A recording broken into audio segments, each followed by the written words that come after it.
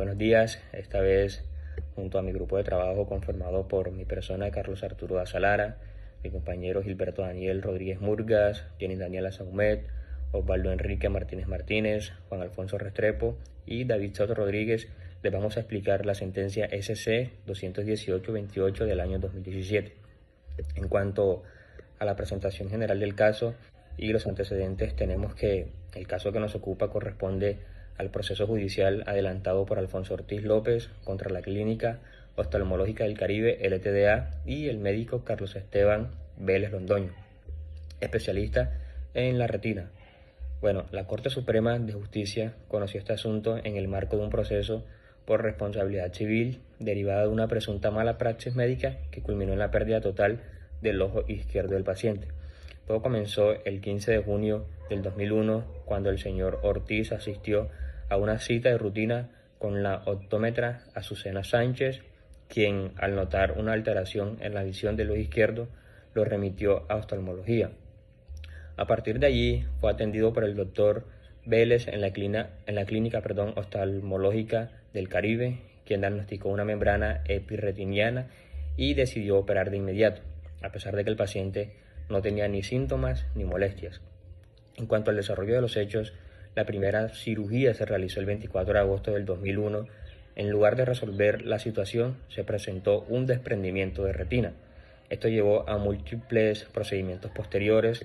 Primero, que en abril del 2004 se practicó una segunda cirugía para retirar una pequeña catarata y colocar un lente intraocular sin resultados satisfactorios. Segundo, en septiembre del 2004 se llevó a cabo una tercera intervención para colocar una banda esclerar, también sin éxito. Como tercero, posteriormente el paciente consultó con otro médico, quien encontró que la banda estaba demasiado ajustada y causaba estrangulamiento del ojo. Cuarto, a raíz de esto, el doctor Vélez realizó una cuarta cirugía para retirar la banda y el lente intraocular, pero el ojo ya había perdido la visión. Y quinto, finalmente, en marzo de 2005, el paciente fue intervenido nuevamente, esta vez en la clínica Uniláser, donde le extirparon completamente el ojo izquierdo, es decir, que se le realizó una enucleación. Durante todo este tiempo, el paciente soportó intensos dolores y un fuerte deterioro en su calidad de vida, también vio reducida la visión de su ojo derecho y sufrió consecuencias físicas y emocionales. Además, su esposa resultó afectada emocionalmente y ambos tuvieron repercusiones económicas importantes. En cuanto al objeto de la demanda de la presente sentencia, con base en estos hechos, el señor Alfonso Ortiz demandó a la Clínica Oftalmológica del Caribe, LTDA, y al doctor Vélez, solicitando que fueran declarados civilmente responsables por los perjuicios materiales morales y a la vida de relación ocasionados por las intervenciones quirúrgicas y la atención médica recibida. El actor alegó que hubo negligencia en diagnóstico, en la toma de decisiones clínicas y en los procedimientos ejecutados. Cordial saludo docente, le habla Juan Alfonso Restrepo. Mi intervención hará énfasis en el trámite procesal y las decisiones judiciales en cuanto a la sentencia que estamos tratando en esta exposición. Y bueno, tenemos que en cuanto al trámite procesal, el conocimiento del caso en primera instancia estuvo a cargo del Juzgado Noveno Civil del Circuito de Barranquilla, el cual, después de surtirse todas las etapas procesales y analizar los elementos probatorios, profirió sentencia el 24 de abril de 2013. En dicho fallo, el juzgado decidió declarar la responsabilidad civil extracontractual tanto de la Clínica Oftalmológica del Caribe como del doctor Carlos Esteban Vélez Londoño, condenándolos parcialmente al pago de perjuicios morales por 20 millones de pesos y de perjuicios a la vida en relación por 30 millones de pesos. Esto pues lógicamente a favor del demandante, el señor Alfonso Ortiz López. Entonces tenemos que esta decisión se basó en la consideración de que aunque hubo intervenciones quirúrgicas para corregir una supuesta membrana macular, los resultados fueron negativos y condujeron finalmente a la pérdida total del ojo izquierdo del paciente, sumado al deterioro progresivo de su calidad de vida. Entonces el juzgado consideró que la atención médica por por parte de la clínica y del médico en mención no fue diligente, señalando que no se ofreció un tratamiento inmediato, que hubo falencias en la documentación de la historia clínica y que la clínica actuó de manera negligente al no dejar constancia científica detallada de los procedimientos practicados. Sin embargo, esta sentencia fue apelada por ambas partes y pasó en conocimiento al Tribunal Superior del Distrito Judicial de Barranquilla en la Sala Civil Familia, el cual revocó completamente la decisión de primera instancia mediante sentencia del 25 de febrero de 2014, y en su nuevo fallo el tribunal decidió absolver a los demandados de toda responsabilidad civil, negando pues en su totalidad las pretensiones del demandante. Para llegar a esa conclusión, el tribunal fundamentó su decisión casi exclusivamente en el dictamen pericial definitivo rendido por el Instituto Nacional de Medicina Legal en marzo de 2012, 2 años antes de que se profiriera pues la sentencia de primera instancia, en el cual se concluyó que el tratamiento quirúrgico realizado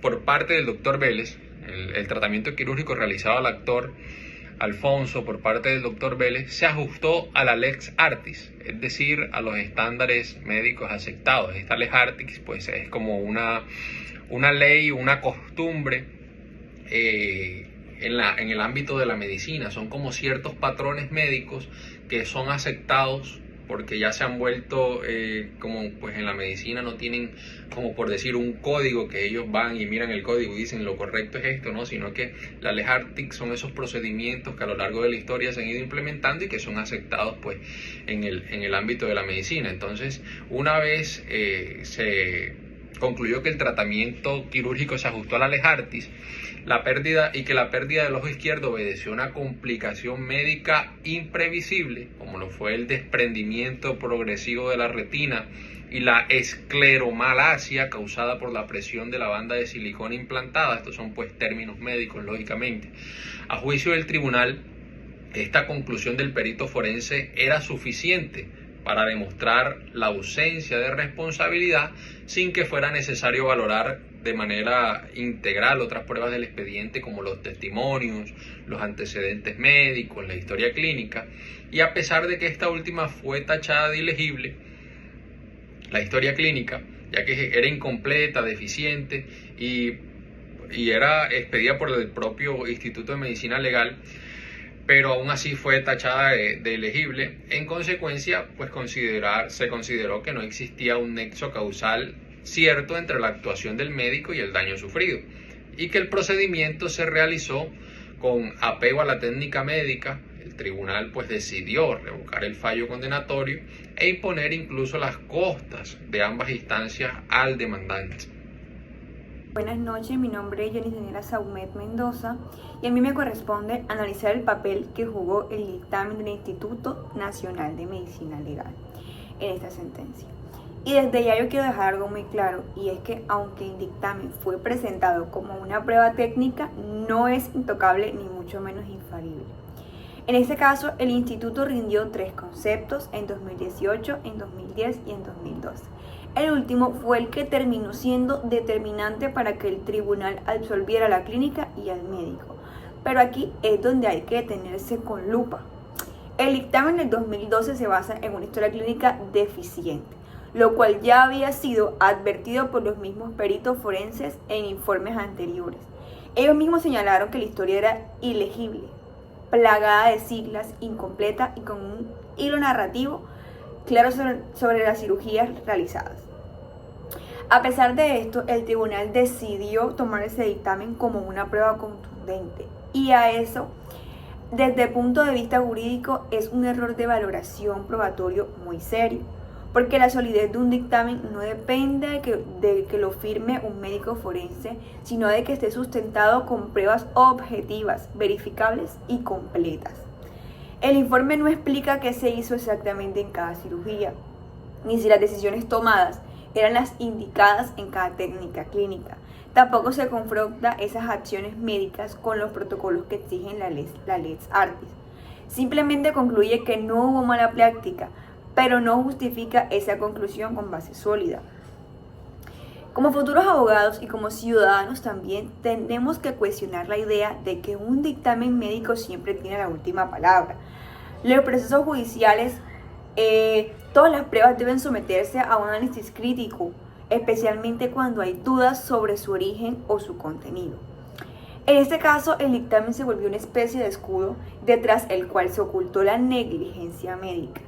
El tribunal se limitó a repetir lo que decía el peritaje sin preguntarse si ese informe estaba bien sustentado, si respondía con claridad a los hechos o si pasaba el examen de sana crítica.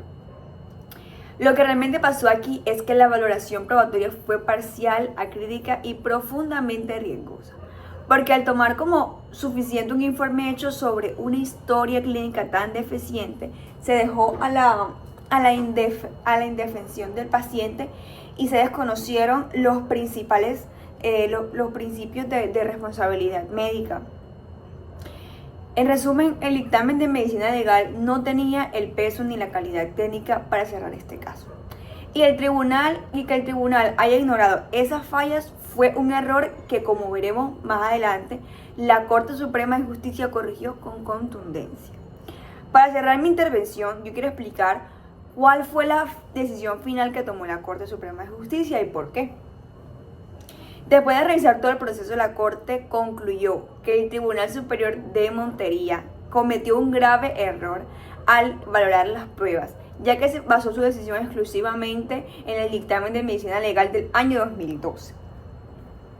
Este dictamen, como ya vimos, fue elaborado con base en una historia clínica ilegible, incompleta y sin elementos técnicos necesarios. Por tanto, no tenía valor suficiente para absolver al médico ni a la clínica, y aún así fue tomado como prueba determinable. La Corte también advirtió que al tribunal no valoró de forma integral el conjunto probatorio, ignoró por completo la evolución clínica del paciente, lo que debilitó la búsqueda de la verdad. Jurídicamente, esto representa una violación al principio de sana crítica, que exige que las pruebas sean valoradas de forma razonada, técnica y objetiva. En este caso, esa sana crítica fue reemplazada por una confianza ciega en un dictamen que no reúne los requisitos mínimos. Además, comprobó que el médico no actuó conforme a la ley Taxis, es decir, no cumplió con los estándares técnicos exigidos para su profesión. La pérdida del ojo del paciente no fue una simple complicación, sino que fue una consecuencia evitable de una atención médica deficiente. Por estas razones, la Corte decidió casar la sentencia del tribunal y revocarla, reconociendo que sí existió responsabilidad civil por parte del médico y de la institución. Esta decisión es clave porque reafirma que el dictamen médico no puede tener un valor absoluto y que los jueces tienen el deber de analizarlo críticamente, especialmente cuando esté en juego la vida, la salud o la dignidad de una persona. En resumen, la Corte Suprema restableció la justicia en este caso, reconociendo la verdad probatoria, el derecho del paciente y los límites que debe tener la prueba técnica dentro de un proceso judicial. Muchas gracias. Sentencia de la Corte Suprema de Justicia, la SC 21828 del año 2017, que se centra en el análisis de un caso de responsabilidad médica, en el que se discutió, entre otros aspectos, la aplicación de la carga dinámica de la prueba y las fallas en la valoración de la prueba por parte del tribunal. En esta sentencia se aborda especialmente la aplicación de la carga dinámica de la prueba y de las omisiones cometidas por el tribunal al valorar las evidencias presentadas, en el cual nos lleva a la siguiente pregunta: ¿qué es la carga dinámica de la prueba de responsabilidad médica? La carga dinámica de la prueba es un medio procesal que permite desplazar la obligación de probar de la parte demandante a la parte demandada, cuando esta última está en mejor condiciones para demostrar ciertos hechos. En los casos de responsabilidad médica, esta figura cobra especial relevancia, ya que es el acceso a la historia clínica, los procedimientos y decisiones médicas, en la cual caen directamente sobre los prestadores de servicios. En este caso, la Corte señaló que concernía a la Clínica Oftalmológica del Caribe y al médico demandado probar que su actuación fue conforme a la Les Artis ad hoc, es decir, a los estándares técnicos y científicos aceptados para el caso específico. En el que no crea las omisiones de la prueba por parte del demandado. A pesar de que acá la clínica no aportó una historia clínica completa ni legible, el documento carecía de elementos esenciales como primero, que calle la intervención quirúrgica practicadas, información precisa sobre los hallazgos médicos, también nota legible y coherente, un historial adecuado del procedimiento del día 24 de agosto del año 2001 y otras cirugías. El Instituto Nacional de Medicina Legal informó que la historia clínica estaba llena de siglas inteligibles, notas ilegibles y carecía de información fundamental para evaluar la atención médica. Incluso, después de ser solicitado por el juzgado, el resumen entregado por la clínica resultó igualmente incompleto.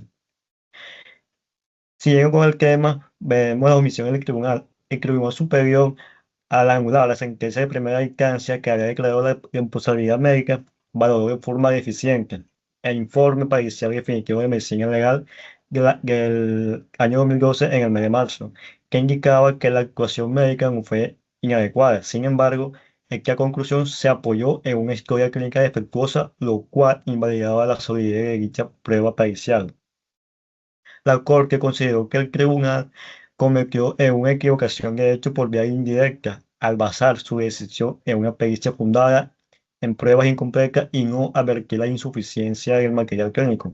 Además, omitió la aplicación adecuada de la carga dinámica de la prueba, eximiendo de responsabilidad al prestador de servicio, sin que éste hubiera cumplido su deber de demostración. La Corte hizo mención que no podía inferirse que la atención médica se ajustara a la ley Hartley, ya que la clínica omitió aportar una historia clínica completa y comprensible.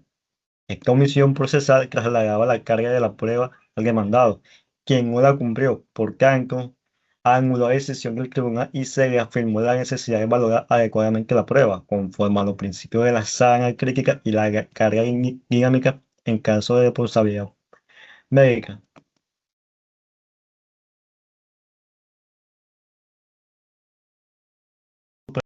Aplicó el principio de la carga dinámica al constatar que el demandante no tenía acceso completo a la historia clínica ni a los detalles técnicos de la cirugía. La clínica omitió registrar adecuadamente los procedimientos quirúrgicos y también las complicaciones y tratamientos postoperatorios. El dictamen de medicina legal se basó en una historia clínica incompleta e ilegible, lo que invalidó sus conclusiones sobre la supuesta conformidad con las artes. En cuanto a la omisión del tribunal de segunda instancia, el Tribunal Superior valoró únicamente la conclusión del dictamen pericial, sin analizar su fundamento científico. Ignoró que el dictamen se basaba en un resumen clínico deficiente sin descripción de las cirugías. No aplicó la carga dinámica de la prueba, lo que llevó a una decisión absolutoria sin sustento probatorio, lo cual la Corte concluyó que hubo una equivocación por cercenamiento probatorio, lo que justificó la casación de la sentencia. Ahora lo dejaré con mi siguiente compañero. Mi nombre es David Soto. En continuación de la exposición, pues en este caso por el error de hecho, por la indebida valoración del dictamen pericial. En este caso el recurrente estructuró su censura en torno a un error de hecho cometido por el tribunal al valorar indebidamente el dictamen rendido por el Instituto Nacional de Medicina Legal, el cual se consideró concluyente sin tener en cuenta que se basaba en una historia clínica incompleta, ilegible y que a pesar de eso era carente de información clave sobre los procedimientos quirúrgicos que se estaban realizando al paciente. En la demanda de casación se argumentó que el dictamen no podía ser valorado como una prueba determinante. ¿Debido a qué? Debido a que la historia clínica remitida por la clínica demandada estaba incompleta. Tenía numerosos vacíos, registros ilegibles, siglas sin explicación y aparte de eso también tenía omisiones en la descripción de la cirugía practicada al paciente. ¿El dictamen en qué se basó? Se basó como en resúmenes parciales y no en documentos clínicos completos ni actualizados, que incluso el propio instituto solicitó un expediente completo. ¿Para qué? Para poder así pronunciarse con un fundamento. Aparte de esto, el tribunal desconoció otras pruebas relevantes del expediente como testimonios e interrogatorios que daban cuenta del manejo médico deficiente que había y de las consecuencias para el paciente, en este caso el demandante. Por estas razones, el cargo de casación plantea que el tribunal incurrió en un error por vía de hecho indirecta al haber otorgado al dictamen un valor absoluto sin ni siquiera advertir sus deficiencias de fondo ni confrontarlo con el resto del material probatorio. Según el recurrente, pues esto vulneró las reglas de la sana crítica y condujo a una decisión contraria a la realidad procesal. En este caso, la Corte Suprema consideró procedente el cargo, ya que en efecto el dictamen de medicina legal sí carecía de fundamento clínico necesario para poder así como concluir que no hubo ninguna responsabilidad médica. Al no valorar adecuadamente los defectos del dictamen, el tribunal basó su decisión en una prueba mal apreciada, incurriendo así en un error alegado al demandante. Muchas gracias. Mi nombre es Osvaldo Martínez. A continuación presentaré el análisis de los aspectos más relevantes de la sentencia SC 21828 del 2017, proferida por la Corte Suprema de Justicia. Principalmente me enfocaré en las consideraciones jurídicas de la Corte, la identificación del error cometido por el tribunal, la responsabilidad de los demandados y finalmente la decisión adoptada por la Corte. Primero, consideraciones de la Corte Suprema de Justicia. La Corte Suprema encontró que el Tribunal Superior del Distrito Judicial de Barranquilla incurrió en errores sustanciales al momento de valorar las pruebas del proceso. En particular, la Corte señaló que el tribunal basó su decisión únicamente en el dictamen pericial rendido por medicina legal, sin advertir antes que dicho informe se construyó sobre una historia clínica fragmentada, ilegible y carente de detalle sobre los procedimientos quirúrgicos realizados. La Corte también advirtió que el tribunal omitió examinar otras pruebas relevantes como los testimonios, los interrogatorios y el contexto médico general del caso. Esta valoración limitada y sesgada de la prueba técnica afectó directamente la decisión judicial. Como segundo, muestra de cómo la Corte sí reconoció el error del tribunal. La Corte fue enfática en señalar que el tribunal incurrió en un error de hecho por vía indirecta, lo que ocurre cuando se valoran indebidamente pruebas que sí están en el expediente. En este caso, el error consistió en no analizar integralmente el material probatorio disponible, en especial el dictamen definitivo que claramente advertía que la historia clínica era insuficiente para llegar a conclusiones concluyentes. ¿Sí? Tenemos un poquito en cuenta eso. Al ignorar ese contexto, el tribunal terminó por absolver a los demandados sin una base probatoria firme, desatendiendo el estándar de apreciación conjunta de las pruebas. Como tercero, cómo la Corte concluyó que sí había responsabilidad de los demandados. Es muy importante saber esto y tenerlo presente. Luego de corregir los errores en la valoración de la prueba probatoria, la Corte concluyó que sí existía responsabilidad civil de los demandados, tanto la Clínica Oftalmológica del Caribe, LLA, como el médico Carlos Esteban Vélez. Se comprobó que el paciente fue sometido a múltiples intervenciones quirúrgicas sin justificación clara, lo que le causó la pérdida total del ojo izquierdo. Además, no se demostró que las decisiones médicas se ajustaran a la lex artis, ni que existiera consentimiento informado adecuado ni justificación terapéutica convincente. Por lo tanto, la Corte consideró que hubo una atención médica deficiente, lo cual generó un perjuicio evidente. Y por último, tenemos la decisión final de la Corte. Frente a estos hallazgos, la Corte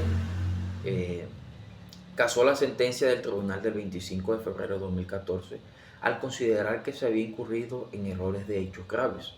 En su lugar, restableció parcialmente la sentencia de primera instancia proferida por el Juzgado Noveno Civil del Circuito de Barranquilla. Con ello, se condenó a los demandados a pagar 20 millones por perjuicios morales y 30 millones por daño a la vida de relación. y a las costas del proceso. Esta decisión, tenemos que darnos cuenta, refleja la función correctiva de la Corte en segunda instancia y la importancia de una valoración probatoria completa, técnica y coherente. Por conclusión, quiero decirle que con esta sentencia, la Corte no solo protegió los derechos del paciente, sino que también dejó en claro la obligación de los jueces de realizar una valoración exhaustiva y responsable de las pruebas en los casos de responsabilidad médica. Muchas gracias, hasta luego.